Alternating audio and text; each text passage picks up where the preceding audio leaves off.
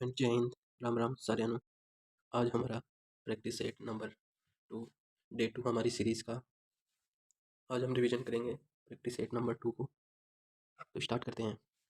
First question है, पंडित रविशंकर संगीत की किस शैली से प्रसिद्ध हैं?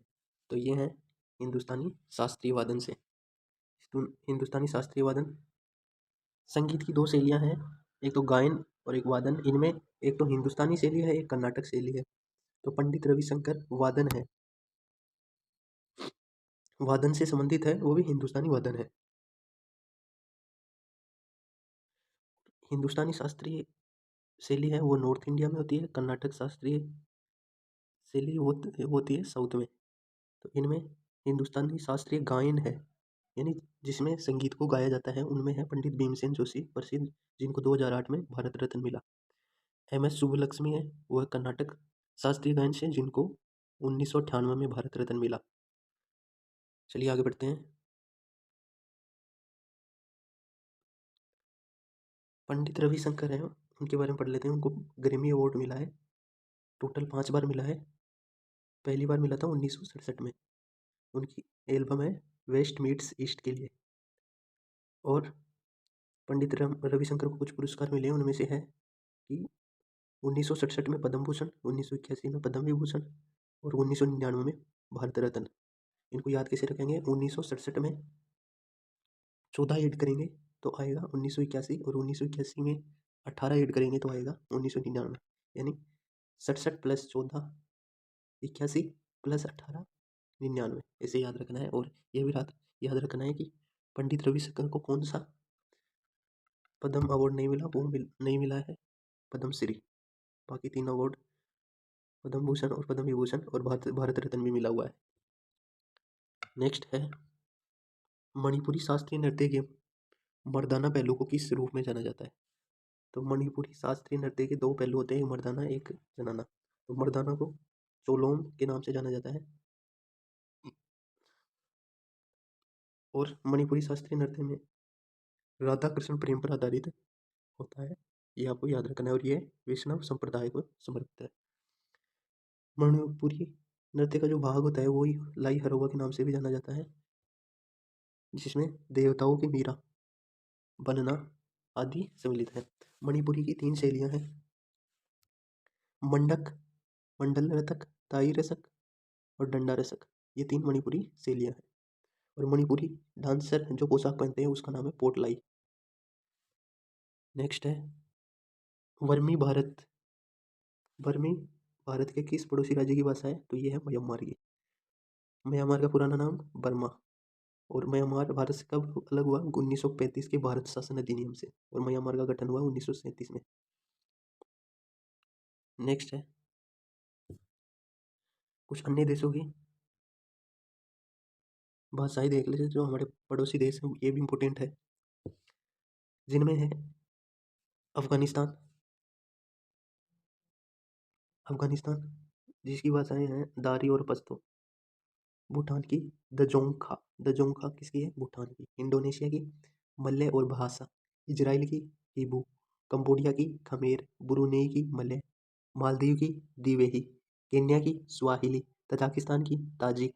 चीन की मंदारिन, जो दुनिया की सबसे ज़्यादा बोली जाने वाली बोली भाषा है। कौन सी? चीन की मंदारिन भाषा। ये भी आपको याद रखना है। चलिए नेक्स्ट है, साओ जो आओ त्योहार किस भारतीय राज्य में कैथोलिक ईसाइयों द्वारा मनाया जाता है? तो ये मनाया जाता है गोवा में। कहाँ मनाया जाता है? गोवा में।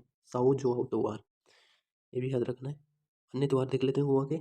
सनबर्न, थ्री किंग्स, टेटू महोत्सव, सिग्मो फेस्टिवल, बोंडरम महोत्सव, अंगूर महोत्सव, वास्को महोत्सव। तो इसको कैसे याद रखेंगे कि जैसे गोवा के बीच पे जाते हैं तो वहाँ पे बॉडी सन की वजह से बर्न हो लग जाती है। और वहाँ पे थ्री किंग्स हैं, वो एक साथ जाते हैं गोवा में और टैटू बनवाते हैं वहाँ पे। शाम को सिग्मो को कैसे जाएंगे? शाम को अंगूर महोत्सव में भाग लेते हैं, वास्को के साथ अंगूर महोत्सव में भाग लेते हैं और ड्रम को बजाते हैं। तो कैसे याद होगा कि गोवा में थ्री किंग्स जाते हैं और शाम को टैटू महोत्सव में भाग लेते हैं और वास्को के साथ एक ड्रम बजाते हैं और उनकी सन गोवा में तो बीच पे जाने से क्या हो जाती है, बर्न हो जाती है। तो ऐसे याद रखना है आपको गोवा के सारे फेस्टिवल। नेक्स्ट है नीरू स्वामी पिल्लई राजरत्नम पिल्लई, किस वाद्य यंत्र के प्रतिपादक हैं? तो ये हैं नादस्वरम के। पिल्लई आ जाए, पिल्लई रूट वर्ड ये याद रखना है आपका, जिसका भी सरनेम पिल्लई आएगा वो मोस्ट नादस्वर से जुड़े होंगे, तो नादस्वर ये याद रख लेना। और एक जो एसएससी में बार बार पूछा जाता है वो है शेख चिन्नामोला का संबंध, वो है नादस्वरम से। अब कुछ और प्लेयर देख लेते हैं, जैसे मेंडोलिन के प्लेयर हैं यूएस श्रीनिवासन, मेंडोलिन के यूएस श्रीनिवासन और तापस रॉय, ये दो फेमस है जो बार बार पूछे जाते हैं।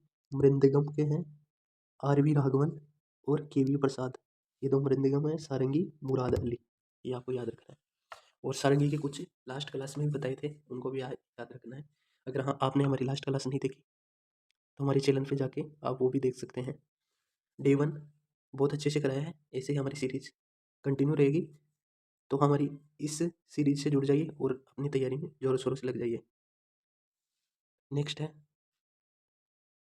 सिंगालीला राष्ट्रीय उद्यान किस राज्य में स्थित है? सिंगालीला राष्ट्रीय उद्यान, तो ये है वेस्ट बंगाल में। वेस्ट बंगाल के अन्य राष्ट्रीय उद्यान देख सकते हैं, वो हैं सुंदरबन राष्ट्रीय उद्यान, बुक्सा राष्ट्रीय उद्यान, जल्दापारा, गोरुमारा और नौरा वैली, ये हैं वेस्ट बंगाल में। केरला के कुछ देख लेते हैं, केरला का क्या है अथिकेतन साइलेंट नेशनल पार्क, ये है केरला के। आपको इसे कंफ्यूज नहीं होना है, साइलेंट वैली है वो तो घाटी है और साइलेंट नेशनल पार्क केरला में है। और एक है कि silent valley bird sanctuary, bird sanctuary है ना साइलेंट वैली, वो जम्मू कश्मीर है, ये याद रखना है। और कर्नाटक के हैं अंसी और बन्नेरघट्टा, अंसी और बन्नेरघट्टा नेशनल पार्क, ये कहाँ के हैं? कर्नाटक के। छत्तीसगढ़ के हैं घासीदास, कांगेर और इंद्रावती, ये आपको याद रखना है। अब कुछ घाटियाँ हैं, जैसे साइलेंट वैली केरला में हो गई, फ्लोवर वैली है यूके में, उत्तराखंड में, पिन वैली है एचपी यानी हिमाचल प्रदेश में, ये आपको याद रखना है। अगला है नेक्स्ट है कि भारत ने पहली बार ओलंपिक में कब भाग लिया? भारत ने पहली बार ओलंपिक में कब भाग लिया था? तो ये लिया था भारत ने 1920 में। 1920 में भारत ने पहली बार ओलंपिक में भाग लिया, जो कहाँ हुए? एंटवर्प में, जो बेल्जियम की राजधानी है। और एज ए कैसे भाग लिया था? राष्ट्र के तौर पर। भारत ने इससे पहले भी भाग लिया था 1990 में, लेकिन तब हम एक राष्ट्र के तौर पे नहीं थे, बल्कि अंग्रेजों के अधीन थे, तो ऐसे ही भाग लिया था, हमारा राष्ट्र दर्जा प्राप्त नहीं था उस ओलंपिक में। तो हम उसमें पहली बार जब भाग लिया था तो उसमें नॉर्मन पिचार्ड का नाम याद रखना है, जिसने 2 रजत जीते थे दौड़ में। ये इतना इंपॉर्टेंट नहीं है, लेकिन जो भारत ने पहली बार ओलंपिक में खेलों में भाग लिया 1920, वो इंपॉर्टेंट है। इसमें 5 एथलीट ने भाग लिया। ध्वजवाहक थी पूर्मा बनर्जी, तो ये पूछा जा सकता है कि भारत के पहले ओलंपिक में ध्वजवाहक कौन थे? तो वो थे पूर्मा बनर्जी। नेक्स्ट है, आप हमारे इस क्लास का पीडीएफ ले सकते हैं हमारे Telegram channel SSC exam idea पे। नेक्स्ट है भारत के लिए पहला पदक किसने जीता? तो भारत के लिए पहला पदक आया 1952 में हेलेंस्की में, जो केडी जाधव ने जीता, जो कुश्ती से संबंधित है। और मेडल कौन सा था? Bronze medal. भारत के लिए पहला सिल्वर पदक, ये तो पहला ब्रॉन्ज हो गया था, ये है सिल्वर, और वो भी व्यक्तिगत 2004 के एथेंस में, एथेंस ओलंपिक में। एथेंस ग्रीस की राजधानी है, तो 2004 में यहाँ ओलंपिक हुए, उसमें राज्यवर्धन सिंह राठौड़ जो शूटिंग से संबंधित है, उन्होंने जीता पहला सिल्वर पदक। भारत के लिए पहला गोल्ड मेडल किसने जीता व्यक्तिगत कैटेगरी में? वो जीता 2008 के बीजिंग ओलंपिक में अभिनव बिंद्रा ने, वो भी शूटिंग से संबंधित है। तो कुछ और भारत ने पहली बार शीतकालीन ओलंपिक में कब भाग लिया? तो ये भाग लिया था 1964 में, इसमें भारत ने पहली बार भाग लिया। नेक्स्ट है किस अधिकार को 44वें संविधान संशोधन एक्ट द्वारा मूल अधिकारों की सूची से हटा दिया गया? तो वो हटा दिया संपत्ति के अधिकार को। ये संशोधन कब हुआ था? 1978 में, संपत्ति के अधिकार को। ये पहले मौलिक अधिकार हुआ करता था, जो मैंने पिछली क्लास में बताया था। और मौलिक अधिकारों में ये था 19 के 1 के एफ में, जिसको हटा दिया गया है और इसको कानूनी अधिकार बना दिया गया है। 19 के 1 के एफ में था, इसको हटा दिया गया है, और आर्टिकल 31 को हटा दिया गया है। वर्तमान में इसे बनाया है कानूनी अधिकार, जो आर्टिकल नंबर 300 के कैम में है। नेक्स्ट है स्वतंत्रता का अधिकार। ये कहाँ से कहाँ तक है? ये 19 से 22 है। धार्मिक स्वतंत्रता का अधिकार आर्टिकल 25 से 28 तक है, याद रखना है आपको। समानता का अधिकार 14 से 18 है। शोषण के विरुद्ध अधिकार आर्टिकल नंबर 23 और 24। तो ये हैं स्वतंत्रता के अधिकार, धार्मिक समानता, शोषण के विरुद्ध अधिकार, ये याद रखना है आपको। नेक्स्ट है, नेक्स्ट क्वेश्चन हमारा, भारतीय संविधान का कौन सा अनुच्छेद बलात् श्रम को प्रतिषिद्ध करता है? यानी बलात् श्रम, बलपूर्वक जो परिश्रम करवाते हैं लोग, उनको प्रतिषिद्ध करता है। तो वो ये है आर्टिकल नंबर 23 में, कि आप किसी से बलपूर्वक काम नहीं करवा सकते। और आर्टिकल नंबर 24 में क्या है कि 14 वर्ष से कम के बच्चों को कारखानों में नियोजन से प्रतिषेध, यानी 14 वर्ष से बच्चे हैं उनको जोखिम भरे कारखानों में काम करने से रोका गया है। आर्टिकल नंबर 20 में क्या है? अपराध दोष सिद्धि, यानी आर्टिकल 20 में है कि आप आपके खिलाफ अपराध सिद्ध होने से पहले आप उसके पहले आप कोर्ट से अग्रिम जमानत प्राप्त कर सकते हैं, अपराध दोष सिद्धि। और आर्टिकल 22 में है कुछ दशाओं में गिरफ्तारी से संरक्षण है। और आर्टिकल 21 में है प्राण एवं दैविक स्वतंत्रता, यानी आप मनपसंद खाना खा सकते हैं, मनपसंद शादी कर सकते हैं, विदेश घूमने का अधिकार आपको इसी में आर्टिकल नंबर 21 में। और आर्टिकल नंबर 19 में क्या है कि आप भारत में कहीं भी घूम सकते हैं, आर्टिकल नंबर 19 में। और विदेश घूमने का अधिकार है आर्टिकल नंबर 21 में। नेक्स्ट है, मौर्य वंश का अंतिम सम्राट कौन है? तो ये कौन था मौर्य वंश का अंतिम सम्राट? ये था बृहदर्थ, जो मगध का भी लास्ट सम्राट है। मौर्य वंश का कार्यकाल देख लेते हैं। मौर्य वंश का कार्यकाल है 322 से 325 BC तक, यानी 322 ईसा पूर्व से 185 ईसा पूर्व तक। चंद्रगुप्त मौर्य, जो इसके फेमस मौर्य वंश के फेमस शासक हैं, जिन्होंने मौर्य वंश की स्थापना की, वो थे 322 से 298 BC तक। 322 से 298 BC तक। बिंदुसार थे 298 से 273 BC तक। उसके बाद आए बिंदुसार के पुत्र अशोक, जो बने 269 में 232 ईस्वी तक। इनका कार्यकाल 269 से 232 BC, ये भी याद रखना है आपको। वैसे ये 271 में ही बन गए थे, लेकिन इन्होंने राज्याभिषेक 269 में करवाया था, इसलिए इनका कार्यकाल 269 दिया जाता है। नेक्स्ट है, आपको याद रखना है कि मगध साम्राज्य है ना, वो वर्तमान यूपी और बिहार में है। वर्तमान के यूपी और बिहार वाले क्षेत्र को पहले मगध साम्राज्य में माना जाता था। अब मगध साम्राज्य पे जिन वंशों ने शासन किया, उनकी ट्रिक देख लेते हैं। उनकी ट्रिक है हसना मना है से ना मना है। एच से हर्यकवंश, एस से शिशुनाग वंश, एन से नंदवंश, एम से मौर्य वंश। और इनके संस्थापक याद रखना है, मैंने कल भी बताया था कि जो वंश और उनके संस्थापक है ना, ये एसएससी एग्जाम में बहुत इंपॉर्टेंट है। तो हर्यक वंश का है बिंबिसार, शिशुनाग वंश का है शिशुनाग, नंद वंश का महापद्म नंद, मौर्य वंश का चंद्रगुप्त मौर्य। ये आपको याद रखना है। और नेक्स्ट है कि मेवाड़ के किस महाराणा ने संगीत पर एक पुस्तक संगीत राज की रचना की थी? वो कौन थे? तो वो थे महाराणा कुंभा। कौन थे? महाराणा कुंभा, जिनका उपनाम है महाराणा कुंभकर्ण, और इनका वंश है सिसोदिया वंश। इसी वंश से शिवाजी महाराज भी संबंधित है। महाराणा कुंभा का कार्यकाल देख लेना आपको एक बार, 1433 से 1468 तक इनका कार्यकाल है। और इनके कार्यकाल में कुछ निर्माण कार्य हुए जो बेहद ही अच्छे हैं, जैसे विजय स्तंभ का निर्माण। इसकी हाइट है 37.19 मीटर, और फीट में देखें तो 122 फीट, यानी 122 फीट। कुंभलगढ़ किला बनाया इन्होंने, जिसकी सेकंड लंबी दीवार है वर्ल्ड की। फर्स्ट कौन सी है? चीन की दीवार, और सेकंड है कुंभलगढ़ की किले की दीवार। विजय स्तंभ में कुछ इंपॉर्टेंट है कि विजय स्तंभ को उपनाम क्या है? भारतीय मूर्ति कला का विश्वकोश, और हिंदू देवी देवताओं का अजायब घर, इसी के नाम से, इसी को उपनाम है विजय स्तंभ के। नेक्स्ट है, किसने 1784 में एशियाटिक सोसाइटी की स्थापना की? तो ये किसने की? ये विलियम जोन्स ने की। और इन्होंने 1789 में एक और फेमस काम किया। क्या किया उन्होंने? अभिज्ञान शाकुंतलम, जो कालिदास की रचना है। अभिज्ञान शाकुंतलम, उसका ट्रांसलेशन करवाया अंग्रेजी में। नेक्स्ट है 1825 में द एशियाटिक सोसाइटी की स्थापना हुई 1832 में। एशियाटिक सोसाइटी ऑफ बंगाल की स्थापना हुई 1936 में। The Royal Asiatic Society of Bengal की स्थापना हुई। ये आपको याद रखना है कि सोसाइटी होती है ना, और उनकी सन वो कब स्थापना हुई, ये हर एक एसएससी एग्जाम में पूछा जाता है। अभी हाल ही में दिल्ली पुलिस एग्जाम में हर शिफ्ट में एक क्वेश्चन यहीं से बन रहा है। तो नेक्स्ट है हमारा झारखंड का सबसे ऊंचा शिखर। तो झारखंड का सबसे ऊंचा शिखर है पारसनाथ। पारसनाथ छोटा नागपुर पठार है ना, उसकी भी सबसे ऊंची चोटी है, क्योंकि झारखंड का अधिकतर भाग कैसा है, छोटा नागपुर पठार पे, तो इसकी सबसे ऊंची चोटी है पारसनाथ।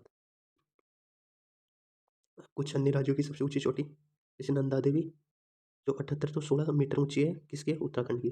कंचनजंगा 8686 मीटर सिक्किम की। कांगलो अरुणाचल प्रदेश की। गुरु शिखर 1722 मीटर राजस्थान की।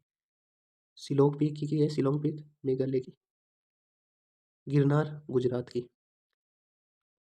अमसोत 957 मीटर है, जो किसकी है, यूपी की है। 957 मीटर यूपी की है।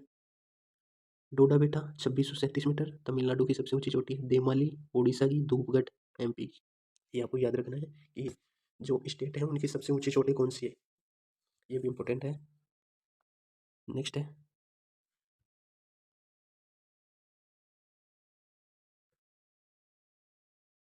भारत के योजना आयोग को नीति आयोग से कब अलग किया गया, यानी योजना आयोग है ना, उनको बदल कर नीति आयोग से कब किया गया, तो ये किया गया 2015 में। योजना आयोग 15 मार्च 1950 को इसकी स्थापना हुई। 15 मार्च 1950 को। और इसको रद्द कब किया गया, 17 अगस्त 2014 द्वारा, प्रधानमंत्री नरेंद्र मोदी द्वारा।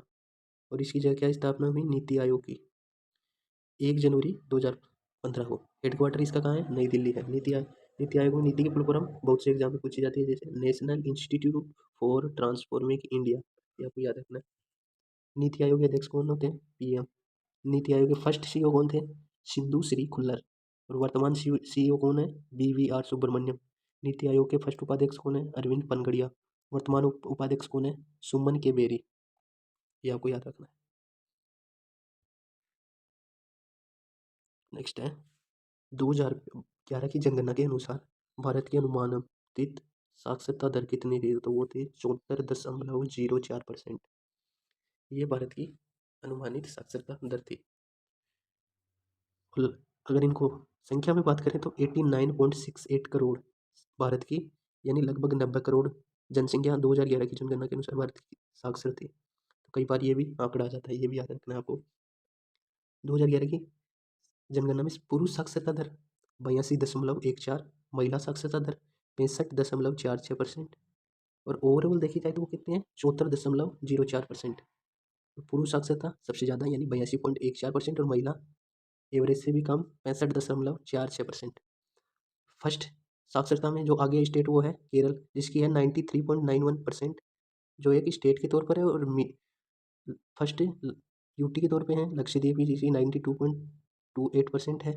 और स्टेट में सेकंड कौन है, मिजोरम, जिसकी 91.58% है, यानी 91.58%। सबसे कम बिहार की है 61.8%, और अरुणाचल प्रदेश की कितनी है, 65.4%। और इसके बाद राजस्थान। आपको ये दो याद रखना, नीचे यानी जिनकी सबसे कम है वो दो, और जिनकी सबसे ज़्यादा है वो दो। सबसे ज़्यादा केरल मिजोरम, सबसे कम बिहार अरुणाचल प्रदेश, ये आपको याद रखना है। आप हमारे इस क्लास की PDF हमारे Telegram channel SSC exam idea पर भी ले सकते हैं। हमारे चैनल को सब्सक्राइब कर लीजिए, ऐसे ही पूरी वीडियो को हम कवर करेंगे, सभी सेटों का रिवीजन करेंगे। नेक्स्ट है जी के मान की खोज किसने की। जी होता क्या है, जी होता है गुरुत्वाकर्षण कांस्टेंट, यानी गुरुत्वाकर्षण नियतांक होता है। इसका फॉर्मूला होता है F = G m1 m2/r², यानी दो दो पिंड है M1 और M2 जिनका मास है, उनके बीच की दूरी क्या है, R है। यानी दो पिंड है M1 M2, उनके बीच की दूरी R है, तो उनके बीच गुरुत्वाकर्षण पाया जाता है। तो उस बल को निकालने का सूत्र होता है ये। और इसमें ये जी कांस्टेंट है ना, इसके मान की खोज की थी हेनरी कवेंटिस ने 1798 में। इसकी वैल्यू कितनी थी, 6.67 इंटू 10⁻⁻11, ये इसकी वैल्यू दी इन्होंने। ये आपको याद रखना है, और ये फॉर्मूला भी इससे क्वेश्चन बन जाता है, ये भी आप देख लेना। फिजिक्स का फॉर्मूला ये गुरुत्वाकर्षण नियतांक, ये है गुरुत्वाकर्षण बल निकालने का फॉर्मूला। नेक्स्ट है कि मैडम क्यूरी है, उनको 2 बार नोबेल प्राइज़ मिला है। फर्स्ट टाइम मिला इनको फिजिक्स में, सेकंड टाइम मिला इन्हें केमिस्ट्री में। 1903 में मिला इन्हें फिजिक्स में और 1911 में मिला इनको केमिस्ट्री में। ये आपको याद रखना है। आपको ये भी याद रखना है कि नोबेल प्राइज़ कब स्टार्ट हुए, तो नोबेल प्राइज़ 1901 में स्टार्ट हुए थे, ये भी आपको याद रखना है। नेक्स्ट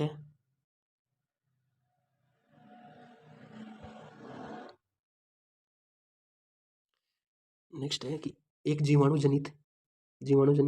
यानी बैक्टीरिया जनित रोग है, यानी जीवाणु द्वारा होने वाला रोग है, वो है लेप्रोसी, जिसे कुष्ठ रोग कहते हैं, यानी त्वचा का रोग है। जो त्वचा पे रोग होते हैं उन्हें कुष्ठ रोग कहते हैं, और वो कौन से होते हैं, जीवाणु द्वारा होते हैं। जीवाणु जनित कुछ रोग हैं, जैसे प्लेग है, डिप्थीरिया है, तपेदिक है, टिटेनस है, टाइफाइड है, निमोनिया है, हैजा है, गोनेरिया है, सिफिलिस है। तो इनकी कुछ की ट्रिक है जो बता देता हूँ, जैसे पंडित का टिक न्यू है। पंडित का टिक क्या है, न्यू है। पंडित का टिक न्यू है। तो पैसे क्या याद रखेंगे आप, पैसे याद रखेंगे हम प्लेग, डी से डिप्थीरिया, तैसे तपेदिक और टिटनेस दोनों याद रखना है। कैसे क्या याद रखेंगे, ये यहाँ पे साइलेंट है। तैसे क्या याद रखेंगे, टाइफाइड। कैसे क्या याद रखेंगे, काली खांसी, जो यहाँ पे नहीं दिया है वो भी याद रखना है, काली खांसी। न्यू से क्या याद रखना है, न से आपको याद रखना है निमोनिया। और ऐसे क्या याद रखना है आपको, हेजार। यू से क्या याद रखना है आपको, गनेरिया। या याद लास्ट में या आ रहा है ना, तो यहाँ पे या का मतलब न्यू से निमोनिया, न से निमोनिया, यू से गोनेरिया, और एक आपको ये से याद रखना है सिप्लिस। सिप्लिस ये ट्रिक से काफ़ी सारे आपको याद हो जाते हैं। नेक्स्ट है इबोल हो जाता है। इबोल वो किसके द्वारा होता है, इबोल ये रोग होता है विषाणु द्वारा। और मलेरिया होता है वो प्रोटोजोआ द्वारा होता है। और कौन से, मादा एनाफ्लीज मच्छर, मादा एनाफ्लीज मच्छर द्वारा कौन सा रोग होता है, मलेरिया। जलांतक जिसे रेबीज कहते हैं, हाइड्रोफोबिया यानी पानी से लगने वाला डर, हाइड्रोफोबिया, तो ये जलांतक होता है जिसे रेबीज भी कहते हैं। कैसे होता है, ये होता है कि जानवरों के काटने से हो जाता है, जैसे कुत्ते। नेक्स्ट है हमारा क्वेश्चन, जल्दी से समाप्त करेंगे इसको, ज़्यादा टाइम नहीं लेंगे आपका, फटाफट रिवीजन करेंगे। नेक्स्ट है, हाल ही में किस देश ने संवादात्मक भुगतान के लिए यूपीआई लॉन्च किया है, तो वो किसने किया है, भारत ने यूपीआई लॉन्च किया है संवादात्मक भुगतान के लिए। और इस यूपीआई को किसके द्वारा लॉन्च किया है, एनपीसीआई द्वारा, national payment corporation of India, जिसकी स्थापना कब हुई, 2008 में। एक्ट आया था 2007 में। आपको याद रखना है कि एनपीसीआई की फुल फॉर्म याद रखना है। एनपीसीआई की फुल फॉर्म क्या है, national payment corporation of India, direct पूछी जा सकती है। और इसकी स्थापना 2008 में, ये भी याद रखना है। और सितंबर 2023 में एनपीसीआई और ने एक ऐप लॉन्च किया, वो कौन सा था, यूपीआई लाइट एक्स। ये नया ऐप लॉन्च किया है। और इसे बाद में क्या बनाया, unified payment interface, unified payment interface, UPI full form देखना, यूनिफाइड पेमेंट इंटरफेस, ये भी याद रखना। ये कब बना, 2016 में। तो इनको मर्ज कब कर दिया, यानी भारत बिल पे और हेलो यूपीआई को मर्ज कब किया गया, ये मर्ज किया गया एनपीसीआई द्वारा, हाल ही में मर्ज किया गया, ये भी आपको याद रखना है। ये क्वेश्चन ऐसे ही बन जाता है, इकोनॉमिक्स का मान सकते हैं आप इसको, करंट क्वेश्चन। नेक्स्ट है, किस देश ने आधिकारिक रूप से 3 दिसंबर को सनातन धर्म दिवस घोषित किया, तो ये किया यूएसए ने। यूएसए ने क्या किया है कि 3 सितंबर को 3 सितंबर को हर साल सनातन धर्म दिवस मनाने की घोषणा की। और जॉर्जिया है, जॉर्जिया देश है, उसने क्या किया है कि पूरे अक्टूबर महीने को ही हिंदू विरासत माह कहा है। और हमारा अगला क्वेश्चन है कि where has PM Modi recently announced the establishment of a central tribal university, तो पीएम मोदी ने केंद्रीय जनजातीय विश्वविद्यालय की स्थापना कहाँ की है, तो ये किया है तेलंगाना में, केंद्रीय जनजातीय विश्वविद्यालय तेलंगाना में फेमस क्या है, रामागुंडम एनटीपीसी परियोजना लॉन्च की गई है, वो कहाँ की गई, तेलंगाना में। सीएम नाश्ता योजना फॉर स्टूडेंट्स, ये कहाँ पे है, तेलंगाना में। तो हमारा आज का last question, homework question, PM Modi ने सेमिकॉन इंडिया 2023 का उद्घाटन कहाँ किया? ये है गांधीनगर, गुजरात में। So do subscribe this SSC exam idea and Telegram for PDF. Let's go, bye bye. Next video के लिए तैयार रहिए।